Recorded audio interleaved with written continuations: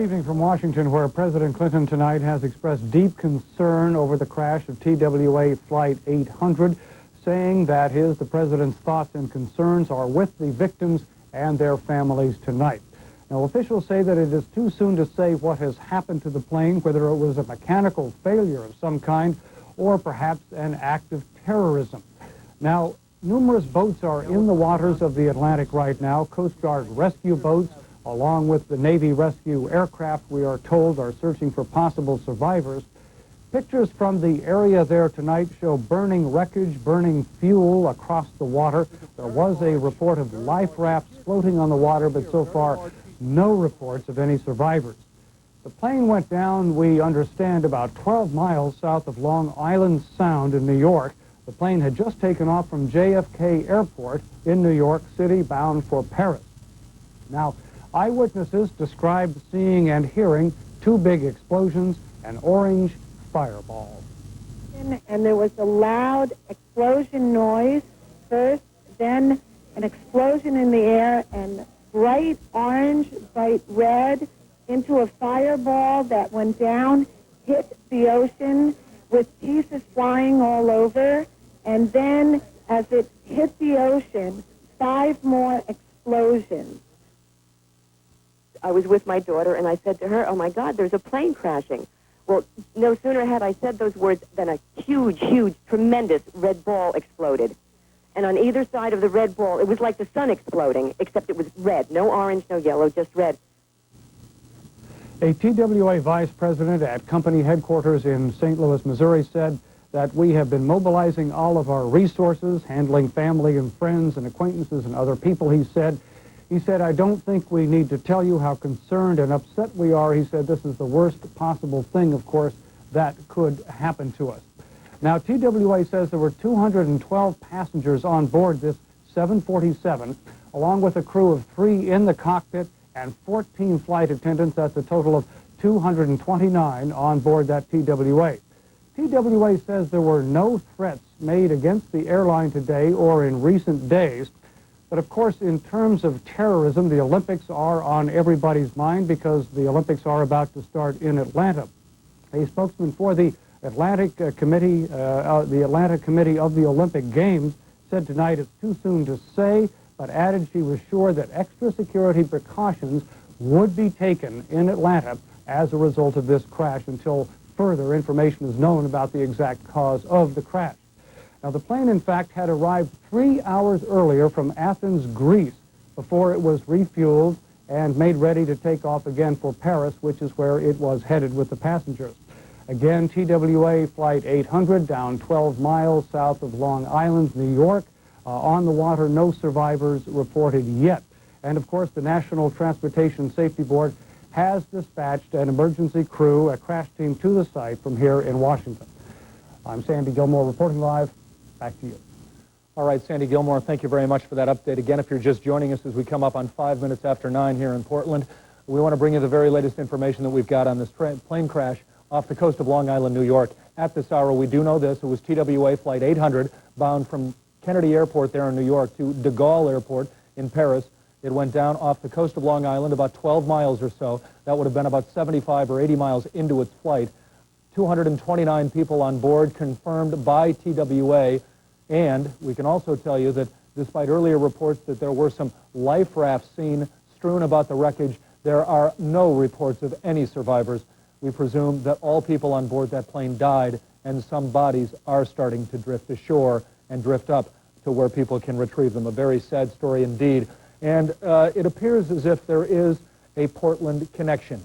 Cliff Madison, the public information officer for the Portland Police Department, says it is the Bureau's understanding that veteran detective Sue Hill from the Portland Police Bureau was on board that flight. Indeed, some relatives and friends say that she was planning an extended vacation in Europe and did have tickets on board TWA Flight 800 tonight. TWA saying only at this point they cannot confirm exactly who was on board, but they are telling us indeed there was one passenger ticketed from Portland, Oregon, and according to the Portland Police Bureau, the people there believe it was Detective Sue Hill. Right now, we're going to be sending it back to CNN's live coverage. data recorder and the cockpit voice recorder, do these float? How are they going to find them? Well, as we saw in the Pensacola and in a lot of accidents that happen over water, sometimes they have to go to fairly extreme measures to recover the physical evidence, but they will.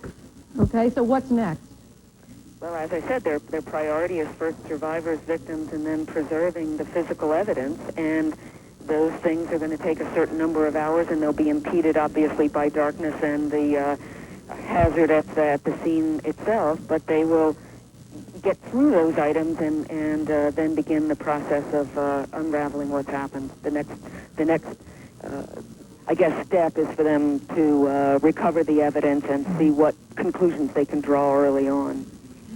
Does most of the operation, the investigation, take place actually at the site of an accident like this, or do you wait to retrieve the materials and more information is gathered that way? Obviously, in the immediate aftermath of the accident, most of it does take place at the scene because that's where they're gathering the physical evidence. But actually, most of the investigation and most of the analysis of what they gather happens outside of the accident site itself. All right, Susan Coughlin, former vice chairwoman at the NTSB. Thanks a lot. Linda? In just a couple of minutes, we'll come back and talk with Vernon Gross about the depth of the water, where the crash site is, and how the difficulties are going to evolve for the rescue workers trying to recover pieces of the aircraft as well. But before we do that, I want to go to CNN's Peter Hume now, who is standing by in Paris, which was the destination of TWA's Flight 800 at Charles de Gaulle Airport. Peter, what are officials saying at that end? Well, Lyndon, so far we've not seen any officials either from TWA or Paris Charles de Gaulle Airport. We are expecting them in shortly. The scene at the airport is very quiet. It is just shortly after 6 in the morning here in Paris. There's very few passengers, and air traffic is relatively light at this time of the day. The TWA desk itself... You're watching CNN's coverage right there to bring you up to speed on this tragedy off the coast of Long Island, New York. 229 people are presumed to have died in the midair explosion on board TWA Flight 800. Happened at about 5:45 Portland time tonight. That is when Flight 800, which was bound from New York to Paris, disappeared from the radar screens. A lot of witnesses report seeing some sort of midair explosion far too soon in the investigation process to determine if it was a bomb. A lot of former investigators with the NTSB say at this point they certainly doubt that. They expect it was just some sort of massive engine failure or perhaps something else on board mechanical that would have precipitated this disaster. You're looking at some of the incredible video being taken by Chopper 4, that is the news helicopter for WNBC in New York. Again, you're looking at these flames. These flames are raging in the middle of the Atlantic Ocean, 12 miles off the coast of Long Island. And how could the flames still be going this strong more than 3 hours after the crash? Well, this plane bound from New York to Charles de Gaulle Airport in Paris, obviously heavily loaded down with fuel, and the tons of jet fuel just have to burn themselves out. An awful lot of rescue boats were dispatched to the scene, quickly learned that there would be, in fact, no survivors. Now they are trying to gather the evidence that the NTSB investigators will need when they arrive there at the scene. A very difficult situation, to be sure. Again, 229 people known dead, or I should say presumed dead at this point. TWA saying that's how many people were on board, and we will send it to WNBC in New York right now. Score by aircraft accidents. And if you keep score by accidents until the moment of the accident, you have a safe situation. Now, if you analogize that, as I like to a tire on a car, if you look at a tire blowout as an accident, and you say, well, that tire is safe. It hasn't blown out yet. But the problem is you don't know how thin the tread is on that tire. And that, to me, is the thickness of the tread on the tire is like the margin of safety for flying. The FAA doesn't seem to be that concerned until there is an accident.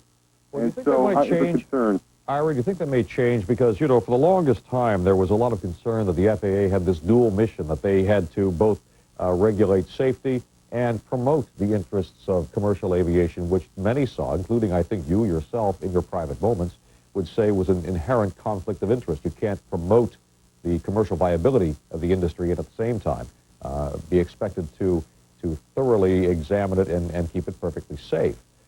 There's been a separation now, theoretically, after this last crash. Well, it's a proposed separation. Secretary Pena has said he's going to propose changing the mission. Is it a good idea? Well, Chuck, I tell you that I've always held the feeling that promoting safety in aviation was promoting aviation. The dual mission, yes, it's two separate missions as it's written on paper, but there's nothing the FAA can do better to promote the success of commercial aviation than to maintain public confidence in aviation. And the way you do that is by maintaining the safety of aviation. It really is a consistent mission. It's just that there have been some people in government who have been a little bit misguided. One of them, I think, was Anthony Broderick, and he was a very, very high-ranking FAA official whose retirement was forced in the aftermath of the ValueJet accident. I think that's a good sign. The question is whether he will be replaced by a vigorous safety advocate. I don't think it's absolutely necessary that you split out the FAA's mission. I think they just have to have more fervor in their pursuit of aviation safety. I'm going to talk to you in a moment about a particular example of the conflict within the FAA. Take you back some years. But first I want to check with Carolyn Gussoff, who's standing by on the shore. Carolyn? Yeah, I'm here, Chuck. I'm still right outside the U.S. Coast Guard station in Group Mauritius. It is really the closest one can get to this scene without being actually on top of the ambulances and rescue vehicles that are still right at the Coast Guard station, still standing by for this operation. And what's been happening lately is the grim sight of ambulances leaving here one at a time empty. And we've seen Flanders, Manorville, all the South Shore of Long Island communities named on these volunteer ambulances, leaving one at a time, grim-faced and empty. Obviously nothing for them to do if there's no one to rescue. So we have that going on. We also have a steady stream of people inside, including a person who identified themselves as the GM of TWA. That person escorted right up to the scene, and also many, many Coast Guard officials coming here, just carloads of Coast Guard officials. So we have basically a parade of people in and out. The officials come in, the ambulances go out empty. So it's a very tragic scene, and it's still just a waiting game. There's been no talk of recovery of anyone, of any bodies. We had several area priests and pastors who were waiting outside the gate to get in. This is their parish, and as soon as they heard about this, they rushed over, concerned obviously about the families. We went through this, as you remember and as I remember. Carolyn, pardon me, I've got to interrupt you here because we do have an air traffic controller on the line right now. He is Bill Grundman. He represents the air traffic controllers. He's in Ronkonkoma. And you have some more information about the flight, Bill? I just have some preliminary reports that I've been receiving from my Eastern Region Vice President, Joe Fischella, who was out at the New York TRACON. And at what altitude was the plane when it began to lose altitude to crash? The last reported altitude that was seen on radar was at 13,700 feet. And then did it vanish instantly from radar? Did the transponder cease to function at that point, or did they track it falling down? The report I got was we lost radar contact at 13.7, so we didn't see anything in a descent. Anything else you know about what might have happened? Were there any radio communications at all from the plane? We haven't gotten the tapes back from the radio. The only report I heard about was a helicopter in the vicinity heard a couple of explosions. They believed it was from the aircraft. But no word from your controllers of any mayday? Not at this time. The only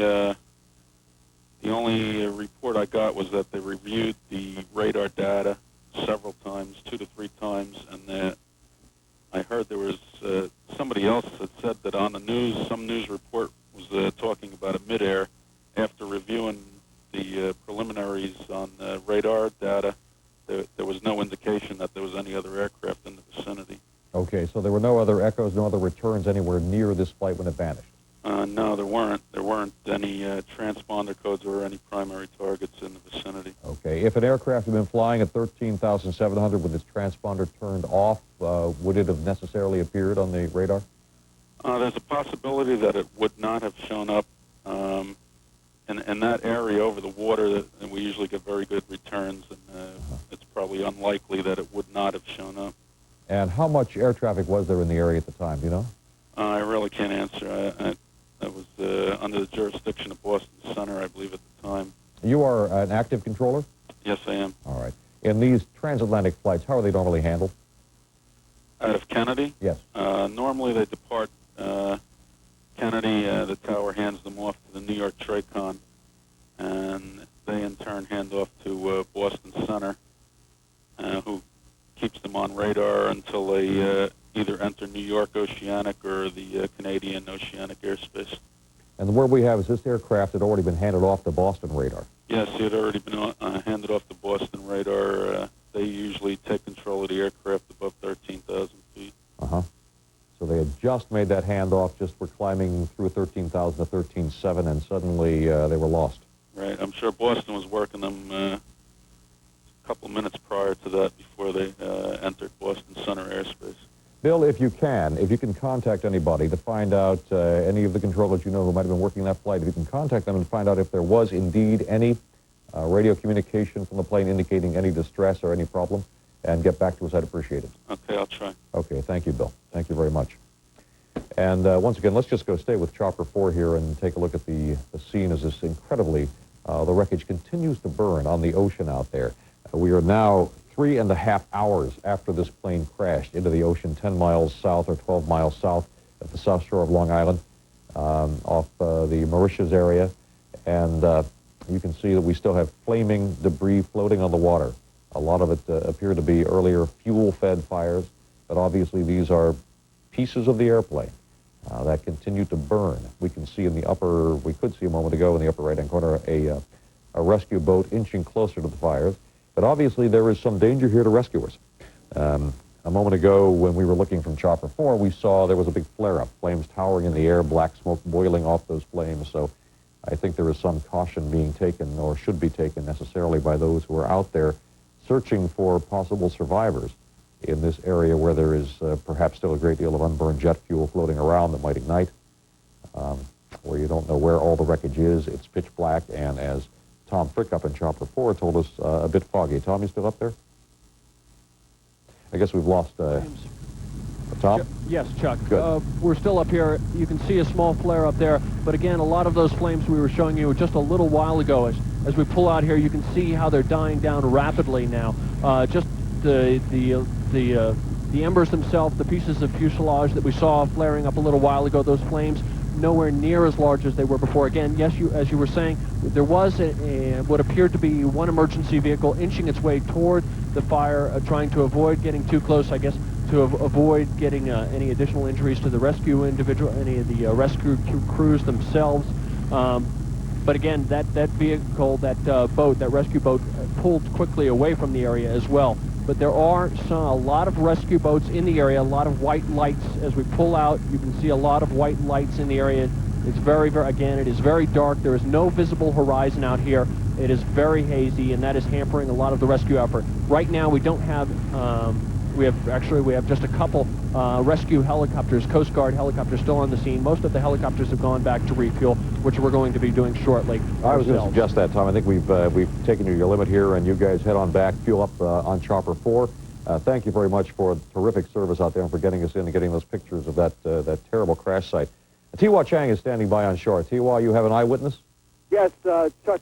We're right now right on the beach in West Hampton. We're about 10 miles due north of the crash site. All we can see is very, very dark out here. There's a dim light of what appears to be some helicopters above the crash scene. Other than that, there's almost no other light there, except for on the beach there are a number of apparently federal officials combing the beach now for the bodies of people from the crash scene. But there was a resident here from West Hampton, Paul Angelides, who watched the plane go down. Paul, can you just describe for us what you saw?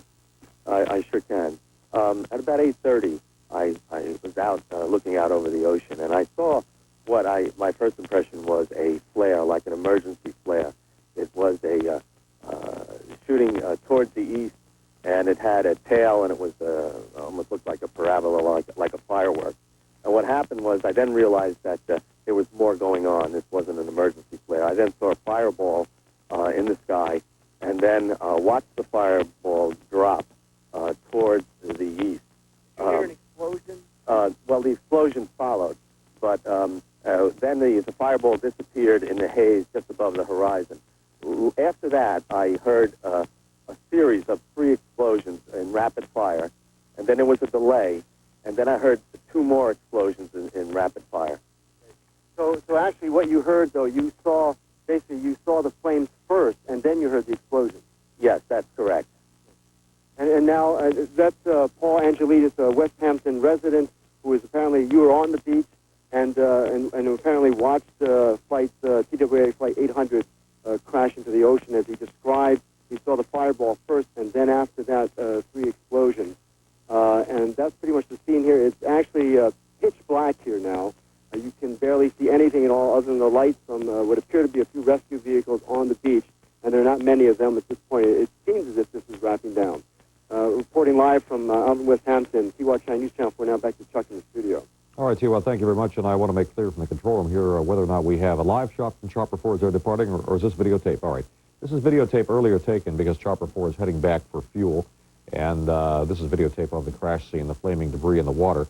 That was the second eyewitness we've talked to who reported a very similar event, reported hearing 5 separate explosions, 3 and then 2 later. The fact that the explosions followed the light in the sky is perfectly understandable with the physics of the travel of sound. Light travels much more rapidly, almost instantaneously at that distance, 186,000 miles a second, and sound travels considerably slower. So just like you see a lightning flash long before you hear the thunder, you would see the flash of the explosion long before you heard it when this aircraft came plunging out of the sky from an altitude of 13,700 feet. Chuck Gomez is here now with more for us. Chuck? Well, we understand, as we said earlier, 249 people aboard. TWA is saying the plane had arrived from Athens, Greece, and had been on the ground about 3 hours before taking off from Paris. Some of the passengers were on board from an earlier flight that had been canceled to Rome. TWA is making information available or trying to get people to call the number if they believe they have relatives aboard. If we can go to those numbers now. Do we have them up on the screen? They're coming up. Okay, 800-438-9892, and then 1-718-244-2656. To recap again, a 747 jet flight 800 was bound for Charles de Gaulle Airport from Kennedy when it went into the Atlantic Ocean about 20 miles off the Mauritius Inlet. That was at about 8:45. The site off the south shore of the island, it's about 40 miles east of New York City. Witnesses reporting a big orange fireball, nothing but flames. A lot of people believe they saw an explosion in the sky. The FAA is not saying whether there was an explosion. They will not comment on that at this time. Extra security precautions, we understand, are being taken in Atlanta, and they are waiting to see what the investigation might reveal. All right, Chuck, thank you very much. Do we still have Ira Furman on the phone? All right, Ira has abandoned us for the moment here, but he has been stalwart throughout the evening, sharing his expertise. We were talking, Ira and I were talking a bit earlier, and if Ira's listening at home, he can call back and join in here, about the recent controversy regarding the FAA and its dual role of promoting the commercial aviation interest as well as promoting safety in civil aviation. And I mentioned that I was going to discuss with Ira an event that occurred some time ago that clearly indicated where this can sometimes be a conflict of interest, and that was with the DC-10 that he and I had talked about. There was a problem with the design of the cargo door early on in that plane's life that allowed it to appear to be closed when actually it wasn't, and on 2 occasions that door blew off in flight, and it caused, in one case, near catastrophic failure of the plane, and in another case in Paris, a total catastrophic failure of the control surfaces, and the plane crashed, killing all on board. And there was some controversy over whether or not the FAA acted rapidly enough to issue an airworthiness directive after the first event, when the plane survived it, because the manufacturer of the aircraft was not eager to have, as it was competing with other manufacturers, have its plane branded as having some design flaw. The FAA, it was said by some, was reluctant to issue the airworthiness directive and entrusted the manufacturer to fix all the doors. Well, one owned by Turkish Airlines did not get fixed, and that was the one that took off out of Paris and then crashed not long after takeoff after the door failed. So that was an instance where Ira Furman, if he were with us, would tell you that somebody was not putting safety first when they thought about whether or not they should issue that public notice that all those doors should be instantly fixed. They were thinking about the welfare of the manufacturer. Ira, am I accurate in what I've just said? I'm sorry, I just got plugged in, so I did not hear what you didn't? Okay. I was talking about the problem with the cargo door in the DC-10 and how this was, in some people's view, an instance where the FAA's dual role was a conflict where they should have issued an airworthiness directive on the door the minute they had a problem with it and delayed because the manufacturer requested it? Yes, that is one of those situations where the FAA was leaning toward the side of the interests of the industry, the manufacturer of the aircraft for its reputation, and also for all of those airlines that were flying DC-10s. I mean, you can imagine what the disruption is to the industry, to the airlines, when the FAA, in effect, issues an order that would ground an aircraft. They call it an airworthiness directive, and that puts the airplanes on the ground until they can be inspected or until remedial action can be taken. It's a major step, and the FAA is very reluctant to do that. But in hindsight, now looking back, clearly you feel that the wisest course is to move directly against any kind of threat to safety, and that is in the long-term best interest of commercial aviation. Promoting safety is obviously in the long-term best interest of aviation. It is essential for our system that people retain confidence in the safety of flying. And that's why the Safety Board performs such a valuable role, because the Safety Board gives the public the assurance that there is going to be an independent evaluation of the cause. And with that independent evaluation, there will be fingers pointed in the right direction. The Safety Board does much like a doctor. It performs the diagnosis. It performs the role of providing a prescription and a cure. The problem with the FAA is that sometimes it sees the cure much like any patient. It says, well, that cure is too expensive, the pill is too big to swallow, or it's too bitter to swallow. We have to have an FAA that takes more of its medicine. All right, Ira, I'm just told now that we've discovered what the depth of the ocean is out there, 120 to 130 feet. We are told there was a flat bottom. And does that give you, does that hearten you about the recovery of the black boxes? Absolutely. That's very heartening information. And at that distance, the waters ought to be relatively clear, that distance from shore. And with the availability of pingers, and I'm going to assume they will be working as advertised, it will be possible to recover them. In fact, from the scene of this fire and the wreckage that we have, the crash site seems to be a relatively compact one, and if the tail of the aircraft can be located underwater, they may be able to get to it rather quickly. Now, assuming they get the black boxes out of the ocean tomorrow sometime, how long does it take before they can actually download all the data and get some picture? Well, what will happen is as soon as they're recovered, they will be put into barrels of some sort within the same seawater that they were recovered from, so that there isn't any change in the interior of the box. So they'll be kept wet, transported perhaps in freezer chests, cooler chests, down to Washington. Once they're there, they will be washed, they will be opened up, and it's within a matter of hours that you can start to get information. They'll listen to the cockpit voice recorder, depending on its quality. They may be able to learn something right away. Flight data recorder takes more time. Okay, and how, generally speaking, when the NTSB is involved in one of these investigations and is checking into the, pulling information out of the black boxes, when do they begin releasing to the public some of the information they learn? The first thing that actually you will get normally is the communications between the air traffic control facility, the tower, and the aircraft, and that comes off an FAA tape.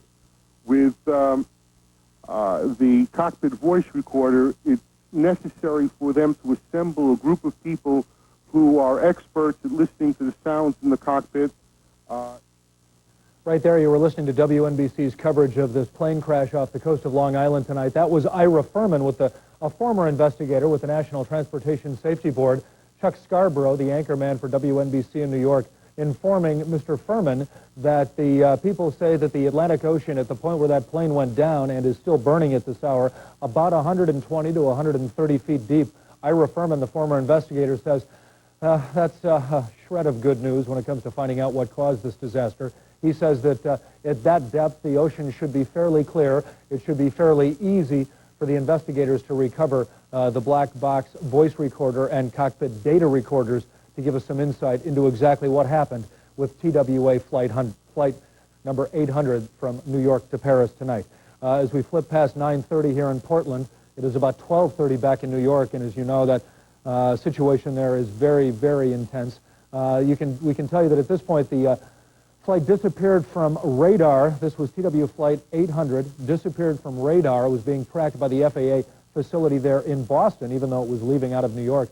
Was picked up from radar in Boston and disappeared at about 5:45 Portland time tonight, and it was just about that point we assumed that the plane went down. There has been burning wreckage in the water ever since, and these pictures taken really not long ago, indeed upwards of 3.5 hours after the crash. The video from Chopper 4, which is WNBC's news-gathering helicopter, showed just the incredible pictures of the flames still rising up from the middle of the Atlantic Ocean. And of course, that's because with this plane destined from New York to Paris, it had a very large amount of fuel on board, and as that fuel burns itself off, makes for quite the disastrous scene in the Atlantic Ocean. Disappeared from radar, the burning wreckage as you saw in the water, and no reports of survivors. Word from TWA is that there were 229 people on board. This tragedy indeed could have been worse because that aircraft is designed to hold upwards of 400 passengers. TWA saying in all, between the passengers and crew, 229 people on board. All are presumed to have died in this accident. And we should pass along, appears to be a very sad Portland connection to all this. The Portland Police Bureau, Cliff Madison, the public information officer, saying that longtime Portland Police Bureau Detective Sue Hill is believed to have been on that flight.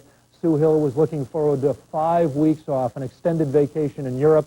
Her family and friends here in Portland say that indeed she was ticketed to be on TWA Flight 800 tonight. TWA will tell us only that, in fact, there was one Portlander on board the flight, but making no formal confirmation that indeed Sue Hill went down with flight number 800. But her friends and family, and we should say the Portland Police Bureau, just assuming the worst at this point for Sue Hill. Right now we're going to send you back to WNBC in New York. A lot of the reporters, I covered Avianca back in 1991, I believe. How many opportunities, unfortunate opportunities, does a reporter have to cover two jets, commercial airliners, going down in the same municipality? That was Nassau County, this is Suffolk County. So obviously we've had more than our share of this.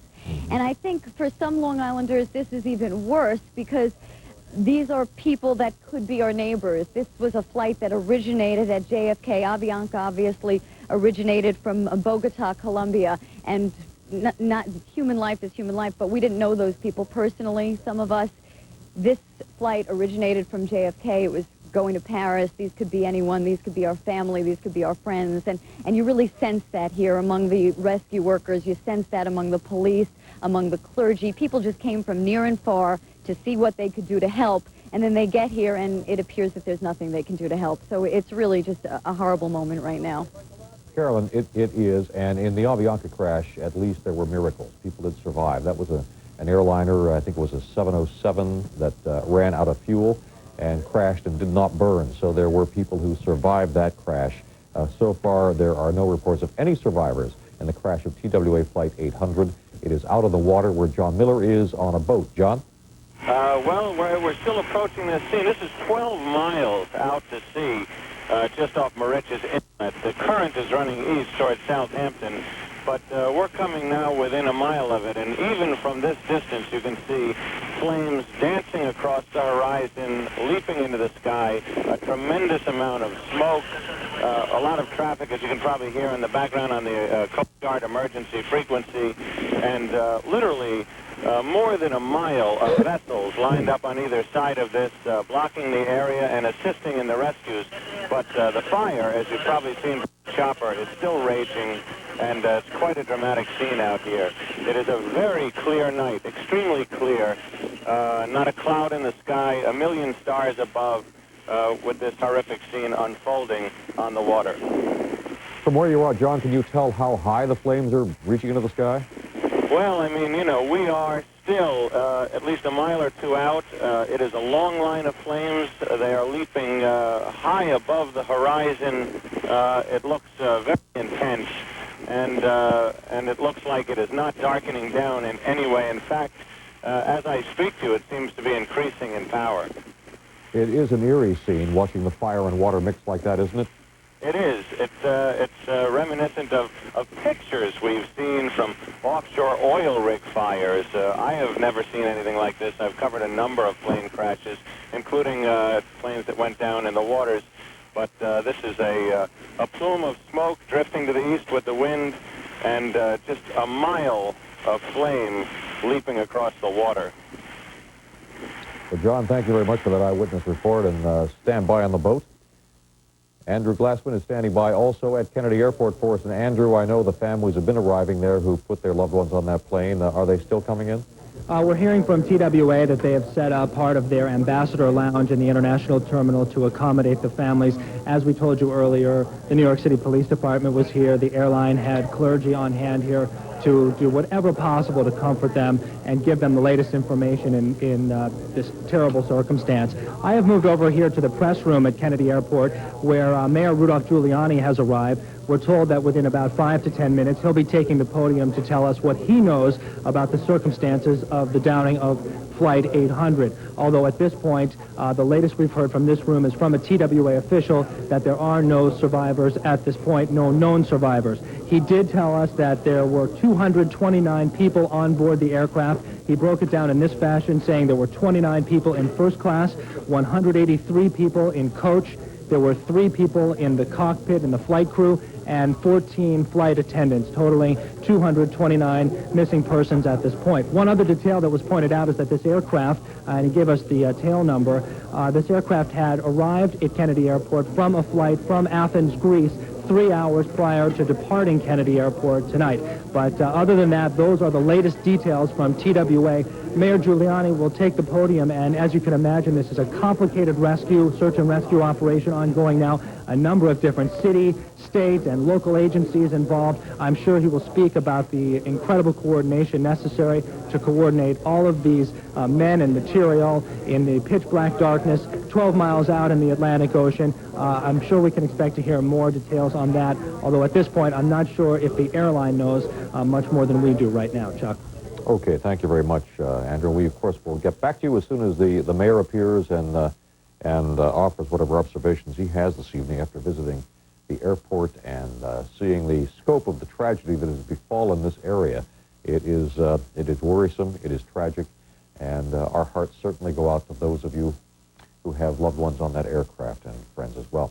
Ira Furman is still with us on the telephone. He is our NTSB investigator, retired, and Ira, as you look again at the wreckage and you hear the bits and pieces still coming in, we heard yet another eyewitness talk about flames in the sky and explosion very explicitly, about seeing a fireball descending and hearing 5 separate explosions. Does that change or modify your view in any way? You know, you get a drumbeat of people telling you that there were explosions. Now we're hearing about 5 explosions. I think I stand pat on the proposition that both in my practice of law, in interviewing and cross-examining eyewitnesses, and as an investigator, I've learned that I cannot rely on what an eyewitness tells you. In the case of the Air Florida crash back in 1982, we had eyewitnesses, including Coast Guardsmen, who were out on the runway in the snowstorm or alongside the runway. And when we put them together and we said, okay, at the count of 3, point to where the plane was when it took off, you had them pointing virtually, 60, 70 degrees apart, a distance of a few thousand feet on the runway. So these were people that were right up there and it was happening right in front of them. I think it's still possible to conclude that people heard explosions that related to the engines flaming out and these engines, in effect, backfiring. If that aircraft actually exploded at altitude, and the last report I heard was close to 14,000 feet, if that plane came apart at 14,000 feet with its forward velocity and things separating, I don't think you'd have aircraft wreckage as compact as it appears to be right now. It would be much, much more widespread, and people would have said they saw aircraft wreckage rain down rather than a couple of pieces perhaps break off. We also heard, we were talking to a controller a little while ago who was not actually on duty, but he was talking with some of the people who were. He was a controller representative who said there were no other radar returns in the vicinity of the aircraft when it vanished from radar. Does that, in your mind, completely eliminate the possibility of a mid-air collision, or could there have been something up there without that transponder device that makes it show up very clearly on radar that might have collided? You're exactly right to ask the question in terms of a transponder. And also the fact is that this controller spokesman is talking about radar returns at the Boston Center. That is a facility that monitors aircraft that are at higher altitudes. It's very possible, although I'm not saying that I believe this is what happened, but it's very possible that some general aviation, some private aircraft, could have gone up to that altitude without notifying controllers, have wandered up into the flight path, and it is possible for a general aviation or small private plane to have collided and not to have shown up on an air traffic controller screen. And 13,700